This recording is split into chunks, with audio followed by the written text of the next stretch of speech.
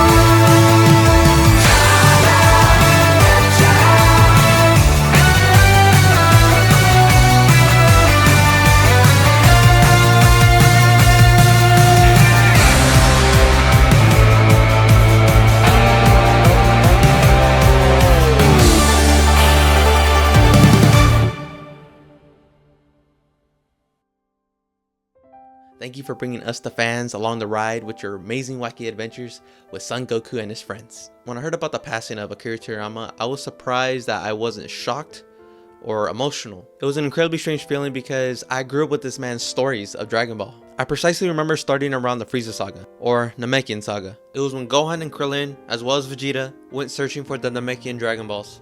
I also watched the BoJack film, the Broly films, and then Kai. It wasn't until I discovered a website called DBZ TV. It doesn't exist anymore, but that's when I first discovered a small little anime that came before Dragon Ball Z, and it was called Dragon Ball.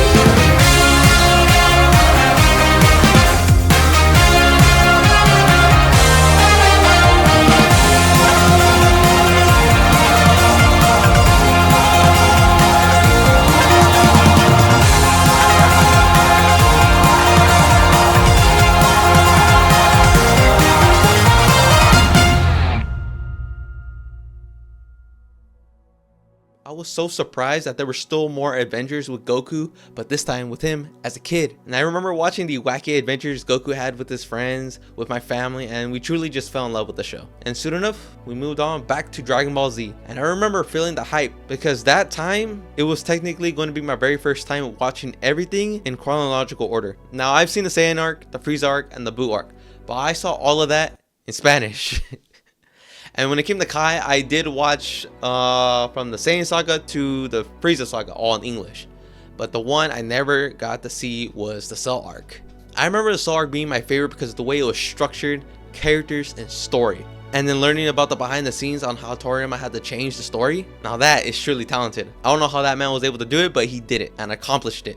And especially this one little moment that's been built up since the Saiyan saga. And we saw a bit of it in the Frieza saga as well. And it all led to this one climactic, awesome moment. And I'm referring to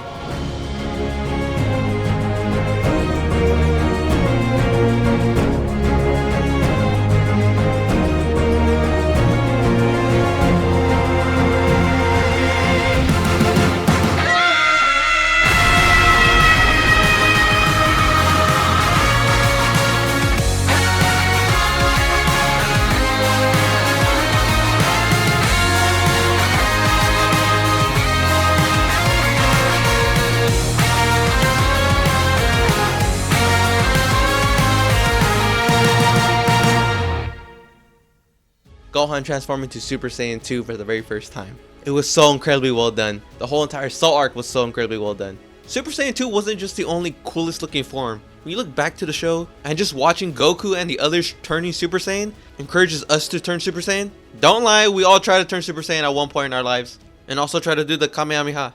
Which is why, again, I was so surprised I didn't feel anything when I saw the news of Toriyama's passing. Because I know this man made a huge impact in the anime and manga industry, and especially to millions of people.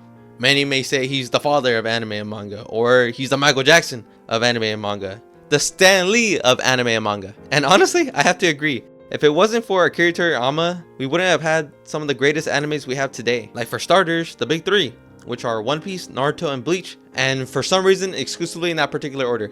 But it wasn't until I read the heartfelt messages from the authors of the big three and some of the voice actors responding to the passing of Akira Toriyama, and also hearing about his successor Toritaro, that's when it finally hit me. Hearing all those messages and responses just left me sad and in my feels. But at the end of the day, I was incredibly grateful. And the reason for that is because if it wasn't for Akira Toriyama's stories and characters told within Dragon Ball, I don't believe I would be the person I am today. I'm not entirely sure if it's because I haven't watched the show for almost a decade now. I just realized how much I base my personality off of some of the characters in the show. Many most likely chose to train harder and develop pride to achieve power and strength, like both Goku and Vegeta. But for me, when I was a boy, I mainly geared towards Gohan. Gohan's kindness like his father, Gohan's respectfulness, and Gohan's sensitive human nature like his mother Chi-Chi. How Gohan is always put in these situations where he's actually forced to participate in. He doesn't want to, which is unfortunate because he's a misunderstood character who doesn't enjoy fighting like his father Goku. Which is something I can honestly relate to, and how they both don't tolerate bullies. And basically they both strive to reach greater heights. I remember Toriyama saying that Goku has this type of poison. Now I may be wrong, but to me, it just sounds like he has an addiction. Now that's alright because that's basically part of Goku's character. Due to Goku's same blood heritage, makes perfect sense why he's like that. Goku never wanted to prove anything to anyone like Vegeta did. Goku just simply wanted to get stronger, which basically stays in character. Which I do feel like it's an anime trope that is overused nowadays. Toriyama taught me the value of friendship and how you should always cherish those around you. The memories and bonds you shared together. Even if they leave and you rarely get to see them anymore, you still cherish them. He also taught me the importance of disciplines, respecting those you meet with kindness and sincerity. And I also can't forget Master Roshi's famous motto, work hard, study well, and eat and sleep plenty. That is the Turtle Hermit way. And I also can't forget about the poison. Now that I think about it, I think that's why I'm addicted.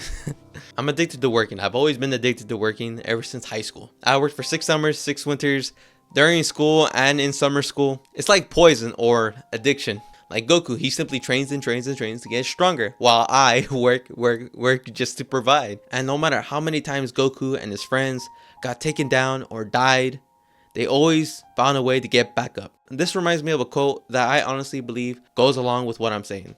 If you can't fly, then run. If you can't run, then walk. If you can't walk, then crawl. But whatever you do, you have to keep moving forward. Martin Luther King Jr. Man, I've had a fractured arm, 2 tumors, and a leg injury I'm still recovering from, and I don't let it hold me down. Simply because I want to accomplish my goal. No matter how much pain I'm in or the struggle I'm going through, I try and try and try. Don't let it hold me back. I keep moving forward because at this point it's an addiction. Simply just look at the hard work Goku and his friends put in to achieve their strength and power that they have now. No matter my opinions that I have with GT or Super, you gotta respect it. When you truly do think about it, Toriyama created this long running story that has 1 or 2, maybe 3 meaningful messages, and those messages are to never give up, go beyond your limits, and be proud. Akira Toriyama, thank you for giving me and millions such a compelling story. Dragon Ball and Dragon Ball Z will forever hold a special place in my heart, and I truly do hope people get to see the exponential impact you had on us fans.